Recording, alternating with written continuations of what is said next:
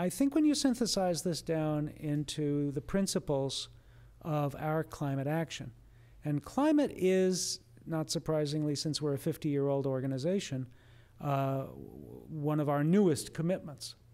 Energy has always been tied to our work, but resiliency and sustainability are much more heavily weighted than they were when we were founded. But some of the principles that I believe are essential to us are very old school. And I think the first and most important is community-based advocacy. I live in Cold Spring in Putnam County, about 50, 60 miles north of here. I'm one vote there. I have friends. I can help influence them.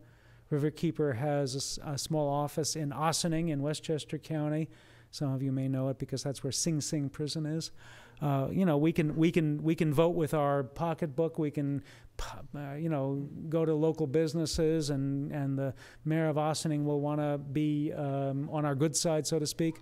But if we want to create change in Albany, in Washington, in Kingston, in New York City, it's going to be because people in those communities are making this a priority and making it clear through their behaviors and their advocacy that this is something that their leaders have to take into account.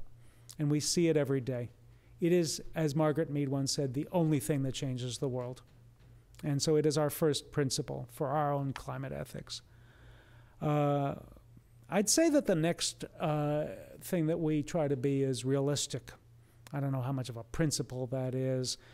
To be objectively focused. Maybe you could say that our philosophy is operationalism. We believe in operationalizing the theory so that people see that success is possible, to fight off despair, to fight off fear. And we have to be realistic and probably more incremental than we need to be in order to achieve results and build. And we all have to hope we're working fast enough. It's been 20 years since James Hansen started to say we have 10 years to solve the climate problem. What does that mean? Some people say that, well, at this point we're fighting to rearrange deck chairs on the Titanic. I think that's not only wrong, but also wrong-headed. At the very worst, I think we're fighting to stave off the worst and to, you know, there's a line from an old Woody Allen movie that life is divided into the horrible and the miserable, and I just want to be miserable. So hopefully it's not that bad, but we have to be realistic. And above all, creative and courageous.